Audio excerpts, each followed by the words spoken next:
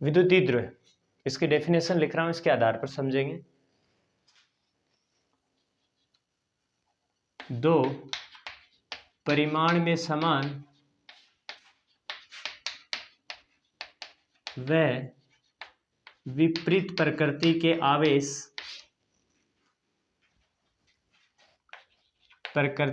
आवेश एक दूसरे से अलग दूरी पर स्थित हो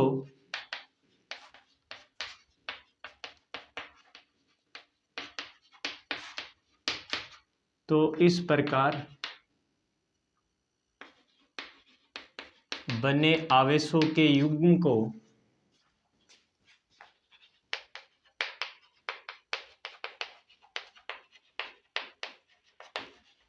विद्युतीय द्रव्य कहते हैं।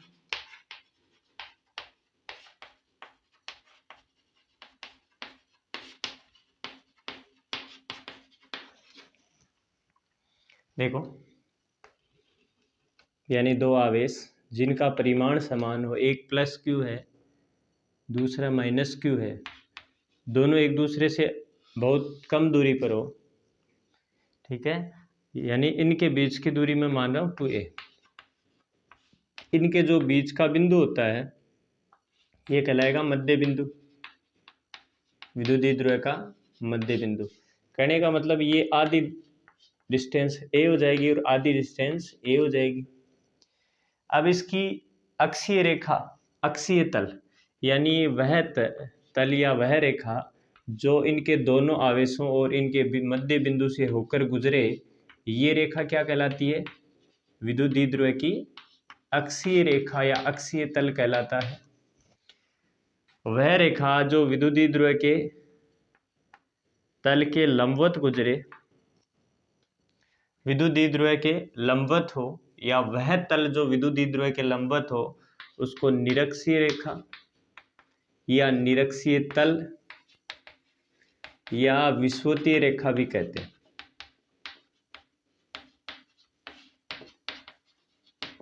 समझ गए मेरी बात? यानी द्विध्रुव जिसमें दो परिमाण में समान, एक प्लस है दूसरा, इसका परिमाण भी क्यों है, इसका परिमाण भी क्यों है, तो समान परिमाण, विपरीत प्रकृति, एक धनात्मक प्रकृति का तो दूसरा ऋणात्मक प्रकृति का होना चाहिए, दोनों अलग दूरी पर हो, तो इस प्रकार इस आवेशों के युग्म को क्या कहते हैं अपन?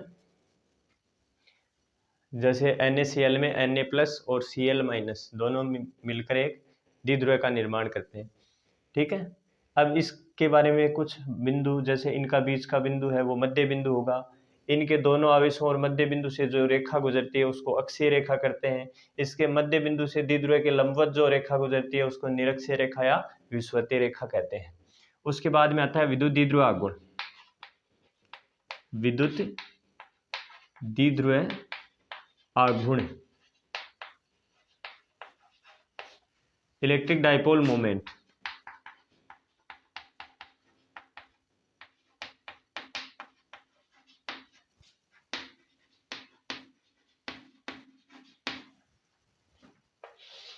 Electric dipole moment denoted by P, इसको P से डिनोट करते हैं, एक सदिश राशि है। इसकी डेफिनेशन क्या होती है?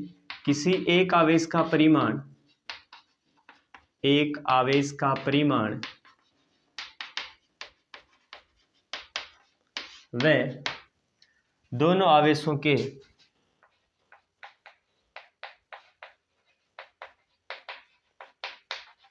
बीच की दूरी का गुणनफल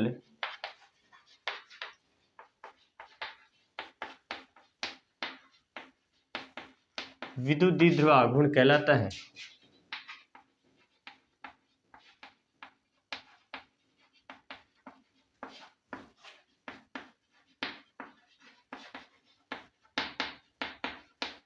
तो इसकी डेफिनेशन के अकॉर्डिंग इसका फॉर्मूला क्या हो गया? P = इस द्विध्रुव में देखो इनमें से किसी एक आवेश का परिमाण लेना है, तो एक आवेश का परिमाण हो गया Q, और दोनों आवेशों के बीच की दूरी 2a, तो Q × 2a हो गया। P का क्या फॉर्मूला हो गया? 2aQ। इसका SI मात्रक क्या हो जाएगा? SI मात्रक हो जाएगा, देखो Q का कूलाम और 2a का मीटर, तो कूलाम इंटू मीटर। इसकी विमा क्या हो जाएगी, इसकी विमा हो जाएगी, देखो कूलाम के लिए अपन यूज करते हैं A1 T1 और मीटर के लिए L1, तो ये बन गई L1 T1 A1। ओके, अब ये सदिश राशि है तो इसकी दिशा, P वेक्टर की दिशा ऋणावेश से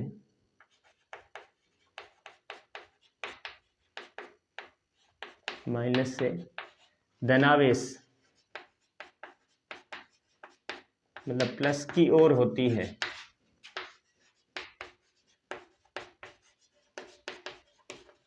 मतलब P की दिशा, ये द्विध्रुव है, इसकी दिशा ऋणावेश से धनावेश, इधर नेगेटिव है इधर P, तो P की दिशा किधर हो जाएगी, इधर हो जाएगी, इधर से इधर।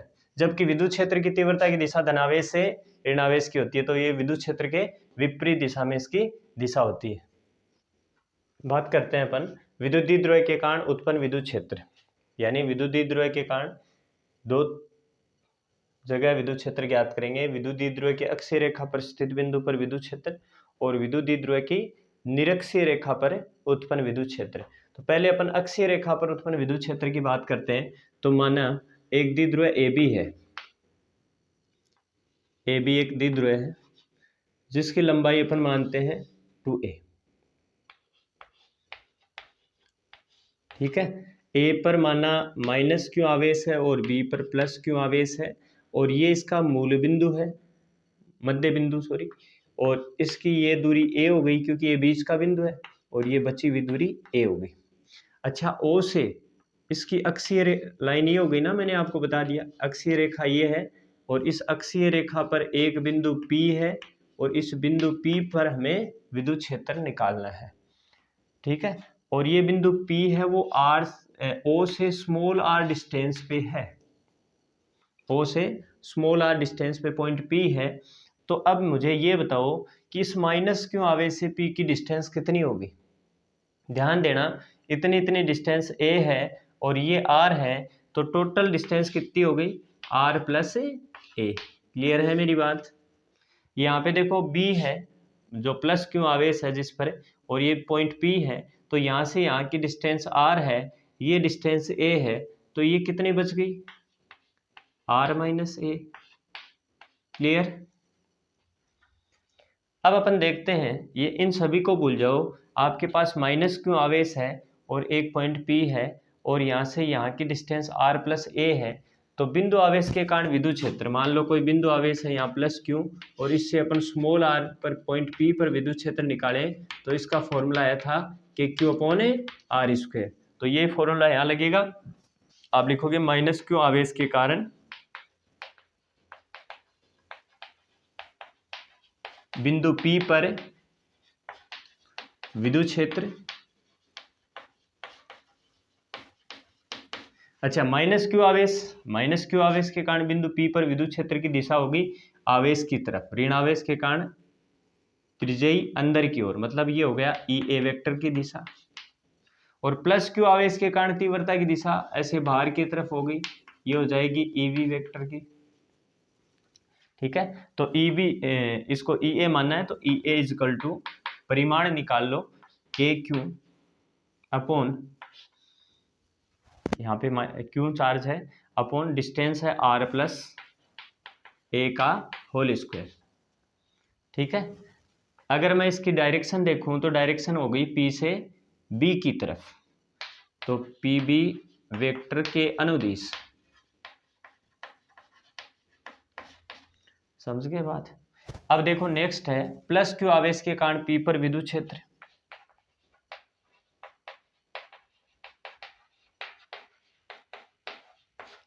P पर विद्युत क्षेत्र, EB वेक्टर इजिकल टू क्या हो जाएगा, EB वेक्टर इजिकल टू हो जाएगा, देखो पॉजिटिव चार्ज है तो KQ, और इसकी डिस्टेंस कितनी है R माइनस A, तो R माइनस A का होल स्क्वायर। इसकी डायरेक्शन हो गई बाहर की तरफ, मतलब B से P की तरफ,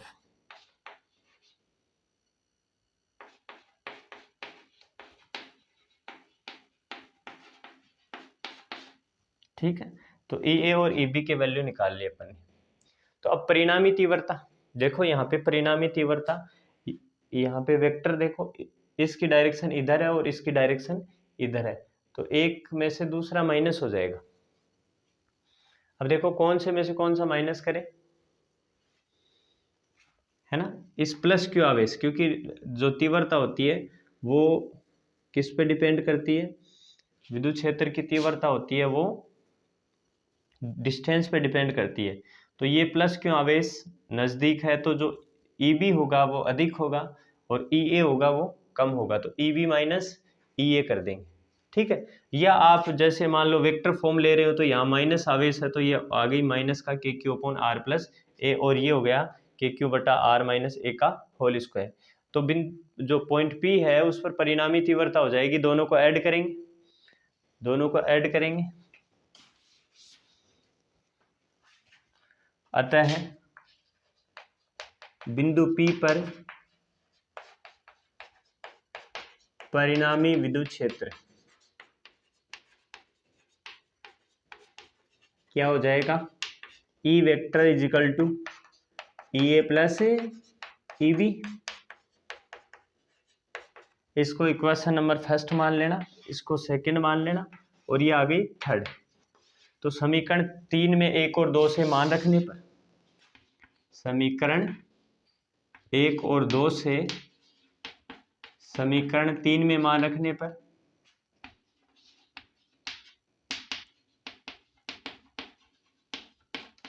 आपके पास आ जाएगा E इज इक्वल टू, देखो ई ए की वैल्यू कितनी है, माइनस का K Q upon R plus A square, R plus A का होल स्क्वायर, और ई बी के वैल्यू कितनी है, K Q upon are minus ए का होल स्क्वायर। कॉमन क्या आ गया, कॉमन आ गया के क्यू, अंदर क्या बचा, यहाँ पे तो माइनस का 1 अपॉन आर प्लस ए का होल स्क्वायर, और यहाँ पे बचा 1 अपॉन आर माइनस ए का होल स्क्वायर। बोलो क्लियर है, एलसीएम ले लो, तो E इज इक्वल टू आ जाएगा, लास्ट में ले लेंगे, देखो वेक्टर फॉर्म परिमाण निकाल लो, के क्यू, इसका एलसीएम आ जाएगा आर प्लस ए का होल स्क्वायर और आर माइनस ए का होल स्क्वायर। तो देखो आर माइनस ए का होल स्क्वायर, जो आर प्लस ए का होल स्क्वायर है ये कैंसिल हो जाएगा, तो ये बचेगा, यहाँ पे नेगेटिव साइन पहले से है, तो ये हो गया आर माइनस ए का होल स्क्वायर, प्लस यहाँ पे ये तो कैंसिल हो गया, ये बचेगा, तो आर प्लस ए का होल स्क्वायर, ब्रैकेट बंद, ब्रैकेट को ओपन करो, के क्यू, ये माइनस, देखो ए माइनस बी का whole square, A square plus B square minus 2ab, लेकिन पहले माइनस का सिंबल है, तो ये R square minus A square plus 2ra। Okay, ऐसे ही इसको देखो, R square plus A square plus 2ra, A plus B का होल स्क्वायर का फॉर्मूला लगा दिया, divide by A plus B, A minus B, तो R square minus A square, इसके होल स्क्वायर, तो इसका भी होल स्क्वायर कर दो, आर स्क्वायर माइनस का इधर प्लस का, ए स्क्वायर माइनस का इधर प्लस का, तो कितना आया, E इज इक्वल टू आया के क्यू 2ra कितना हो गया 4ra, divide by R square minus A square. देखो E इज इक्वल टू, आप इसको ऐसे लिख सकते हो ना, 2a क्यू इंटू आर, देखो सारे आगे, 4 को 2 टुकड़ों में तोड़ लिया, 2 इंटू 2 के आ गया, ए हो ही गया, क्यू हो ही गया और आर हो ही गया, divide by R square minus A square. ठीक है, 2a क्यू किसका फॉर्मूला बन गया, P का, तो ये आ गया आपके पास E is equal to K P R divided by R square minus A square. अब देखो अगर मान लो a r से बहुत छोटा हो, यदि r very greater than a हो, तो a स्क्वायर को नगण्य मान के छोड़ दो, नगण्य मान कर छोड़ने पर आपके पास क्या आएगा, इसको छोड़ दिया तो E is equal to K P, अच्छा इसका होल स्क्वायर भी तो था, के पी आर डिवाइडेड बाई, ये तो छोड़ ही दिया, आर की पावर 4। देखो आर से इसकी पावर कट गई, 3 बची, तो ई की वैल्यू आई K P upon R cube. Okay, ये तो परिमाण आ गया। अच्छा, इसका सदिश रूप लिखे तो सदिश रूप हो जाएगा E vector is equal to K, इधर पी है वेक्टर क्वांटिटी है, अपॉन आर क्यूब। ई की डायरेक्शन किधर आएगी? अभी भी मैंने बताया था, इस प्लस क्यू आवेश के कारण जो विद्युत क्षेत्र की तीव्रता ई बी अधिक है, और ये माइनस क्यू आवेश है उसके कारण तीव्रता ई ए कम है, जिसकी डायरेक्शन इधर है। क्यों? क्योंकि जो माइनस क्यू आवेश है वो पी से अधिक दूरी पर है, इसलिए ई ए कम होगा। ये प्लस क्यू आवेश पी से कम दूरी पर है, इसलिए ई बी ज़्यादा होगा। ठीक है, तो इसका मतलब ई बी माइनस ई ए, तो परिणामी तीव्रता किधर बचेगी? परिणामी तीव्रता इधर आएगी। जबकि P की डायरेक्शन किधर होती है? ऋणावेश से धनावेश की ओर। P की डायरेक्शन ऋणावेश से धनावेश की ओर, E की डायरेक्शन भी इधर ही और P की डायरेक्शन भी इधर ही। इसका मतलब P मतलब विद्युत द्विध्रुव, P की दिशा भी इधर ही, E की दिशा भी इधर ही, दोनों एक ही डायरेक्शन में हो गए, तो यहाँ पे प्लस। अगर E और P विपरीत दिशा में होते, मान लो E की डायरेक्शन इधर आ गई, P की डायरेक्शन इधर आ जाती, तो यहाँ पे माइनस का सिंबल आ जाता। सॉरी यार, यहाँ पे अपन ने क्या किया, 2 भूल गए यहाँ, तो 2 भी लगाओ, 2 के पी आर। ठीक है, और यहाँ पे भी 2 आएगा, यहाँ पे 2 आएगा, और यहाँ पे प्लस 2 के पी, सॉरी ये आ गया, E is equal to 2 K P vector divided by R vector. Correction कर लेना है। अब देखेंगे विद्युत द्विध्रुव के निरक्षीय रेखा पर स्थित बिंदु पर विद्युत क्षेत्र। देखो निरक्षीय बिंदु पर इसको अनुप्रस्थ स्थिति भी बोलते हैं, और अक्षीय बिंदु वालों को अनुदैर्ध्य स्थिति बोलते हैं। अक्षीय बिंदु पर विद्युत क्षेत्र निकालेंगे, वो अनुदैर्ध्य स्थिति कहलाती है, और निरक्षीय रेखा पर या निरक्षीय तल पर अनुप्रस्थ स्थिति कहलाती है। तो देखो डियर, डायग्राम बनाते हैं। अपने पास एक द्विध्रुव है ए बी एक विद्युत द्विध्रुव है, जिसके ए पर माइनस क्यू चार्ज है और बी पर प्लस क्यू चार्ज है। द्विध्रुव की लंबाई 2a है, इसका मध्य बिंदु O है, ये इसकी निरक्षीय रेखा है। निरक्षीय रेखा पर ये यहाँ पे बिंदु P है, बिंदु P की O से डिस्टेंस है वो स्मॉल r है, और इस द्विध्रुव के कारण बिंदु P पर विद्युत क्षेत्र ज्ञात करना है। तो देखो माइनस क्यू आवेश के कारण बिंदु P पर विद्युत क्षेत्र किधर हो जाएगा? माइनस क्यू आवेश के कारण बिंदु P पर विद्युत क्षेत्र की दिशा, माइनस क्यू आवेश के कारण विद्युत क्षेत्र की दिशा उस आवेश की तरफ ही होती है, तो ये आ गई आपके E, इसके कारण तीव्रता मैं मान लेता हूँ EA। ठीक है, प्लस क्यू आवेश के कारण तीव्रता की दिशा किधर होगी? बाहर की तरफ होती है, तो प्लस क्यू आवेश के कारण तीव्रता आ गई EB, इसकी डायरेक्शन इधर, प्लस क्यू आवेश के कारण बाहर की तरफ, माइनस क्यू आवेश के कारण उस आवेश की तरफ। तो बिंदु P पर विद्युत क्षेत्र की दो तीव्रता की दिशाएं हो गई, जो कि संभव नहीं होती है। इसलिए अपन क्या करते हैं, उसको ऊर्ध्वाधर क्षैतिज घटकों में बांटते हैं। इधर वाले देखो ऊर्ध्वाधर घटक जो पृथ्वी के लंबवत होते हैं, तो इस EB का ये ऊर्ध्वाधर घटक हो गया, और ये इसका क्षैतिज घटक हो गया। ध्यान से देखना, ये थीटा ये थीटा है, अगर ये थीटा है तो ये थीटा होगा, क्योंकि ये दोनों कैसे कोण हो गए? संगत कोण हो गए। मैंने आपको बताया था कि जो थीटा के साथ घटक होता है उसको कोस थीटा मानेंगे। तो ये आ गया बेटा EB कोस थीटा, जो बच गया वो क्या बचेगा? EB sine theta. हाँ या ना बोल। EA के लिए ये नीचे की तरफ तो ऊर्ध्वाधर घटक हो जाएगा, इधर क्षैतिज घटक हो जाएगा। अब थीटा देखते हैं, ये थीटा तो ये थीटा, क्यों हुआ ये थीटा?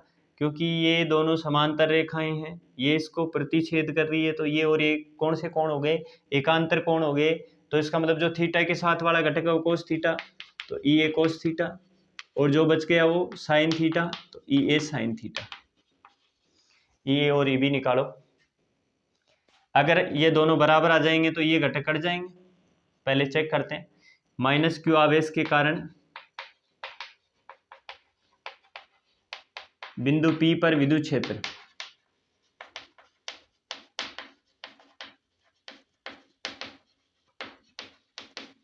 बिंदु P पर विद्युत क्षेत्र EA इज इक्वल टू आ गया माइनस का KQ अपॉन डिस्टेंस, अपने को जरूरत पड़ेगी इस डिस्टेंस की, किसकी, ओ से पी की डिस्टेंस की, क्योंकि बिंदु आवेश के कारण तीव्रता की दिशा के लिए दूरी की जरूरत पड़ती है। तो ये 2a है, तो ये आधी दूरी a हो गई कि नहीं हो गई, और ये r है। देखो ये समकोण त्रिभुज है, आधार दिया हुआ कर्ण दिया हुआ है, सॉरी आधार दिया हुआ लंब दिया हुआ कर्ण निकालना है, तो पाइथागोरस प्रमेय से निकाल लेंगे। कर्ण यानी अंडर रूट हो जाएगा r square plus a square, कर्ण हो जाएगा आधार कर्ण स्क्वायर बराबर आधार स्क्वायर प्लस लंब स्क्वायर, ठीक है, a square plus r square, और कर्ण का स्क्वायर हटाएंगे तो इसके ऊपर अंडर रूट आ गया। अच्छा ये डिस्टेंस भी, ये ट्राइंगल भी तो ऐसे ही है, ये a डिस्टेंस है, ये r है, तो ये bp कितना हो जाएगा, इतना ही हो जाएगा r square plus a square, correct. तो इसकी डिस्टेंस कितनी होगी, यहाँ से लेके यहाँ की distance under root r square plus a square का whole square under root cancel हो जाएंगे, तो यह आया माइनस का K Q divide by r square plus a square whole square, और अंडर रूट कट गए। डायरेक्शन किधर है, पीछे a की ओर, तो लिखोगे पी ए वेक्टर के अनुदिश, और इक्वेशन नंबर फर्स्ट आ गया। ऐसे ही प्लस क्यू आवेश के कारण बिंदु P पर विद्युत क्षेत्र, आवेश के कारण बिंदु P पर विद्युत क्षेत्र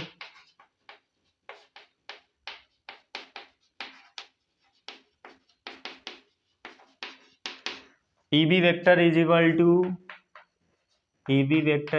टू माइनस का सॉरी प्लस क्यू आवेश है ना, के क्यू अपॉन डिस्टेंस कितनी है, ये वाली distance under root r square plus a square का whole square under root cancel, तो K Q upon r square plus a square, और इसकी डायरेक्शन है b से p की ओर, बाहर की ओर है, तो लिखोगे bp वेक्टर के अनुदिश, इक्वेशन नंबर सेकंड।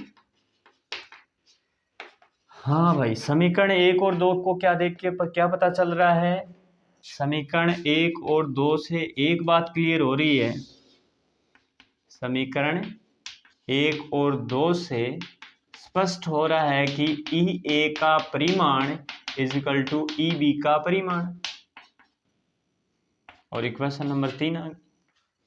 अब देखो EA और EB बराबर है, इसका मतलब EB साइन थीटा की जगह EA साइन थीटा लिख सकते हैं। EA साइन थीटा परिमाण में समान दिशा में विपरीत होने के कारण कट गए, ये आपस में एक दूसरे को कैंसिल कर देते हैं, तो ऊर्ध्वाधर घटक कट गए, बच्चे कौन से, क्षैतिज घटक। EA कोस थीटा की दिशा इधर है, EB कोस थीटा की दिशा इधर है, दोनों एक ही दिशा में होने के कारण जुड़ जाएंगे, और जो परिणामी विद्युत क्षेत्र की तीव्रता की दिशा होगी वो भी इधर होगी, मतलब बाईं ओर।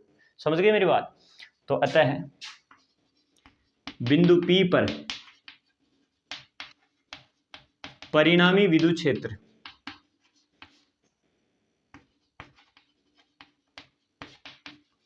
E is equal to EA cos theta plus EB cos theta.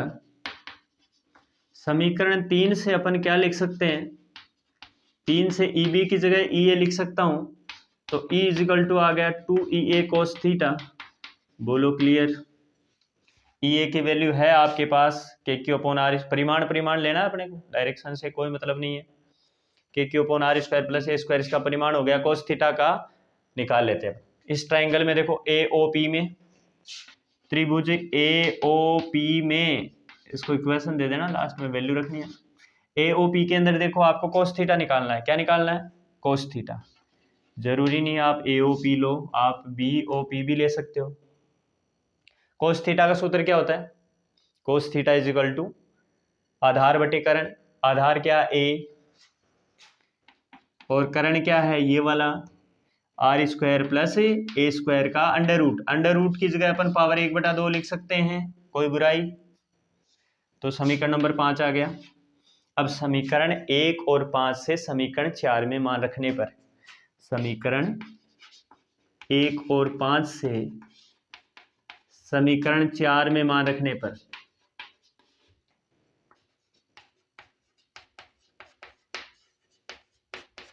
आपके पास आ जाएगा E is equal to 2 E A का मान है के क्यू, यानी परिमाण रखना है, divided by R square plus A square into cos theta का मान है ए बट्टा R square plus A square की पावर 1/2, इसकी पावर 1, इसकी पावर आधी, और गुणा में पावर ऐड हो जाती है।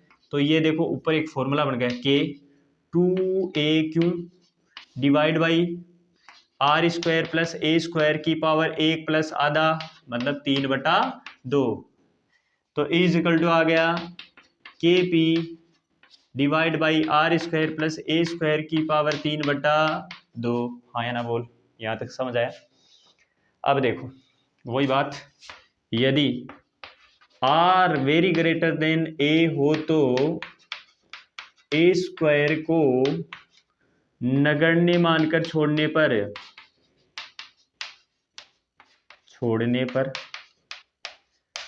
क्या आ जाएगा, E is equal to K P upon R square की पावर 3/2, 2 से 2 कट गया, तो E इज इक्वल टू आया के पी अपॉन आर क्यूब। समझ में आई बात? अब अपन इसका सदिश रूप लिखते हैं। सदिश रूप ध्यान दे ले भाई, E सदिश इज इक्वल टू, इधर वेक्टर क्वांटिटी P सदिश है, डिवाइड बाई आर क्यूब। अब देख E की डायरेक्शन किधर आई, मैंने कहा बाईं तरफ आई, इधर आएगी E की डायरेक्शन।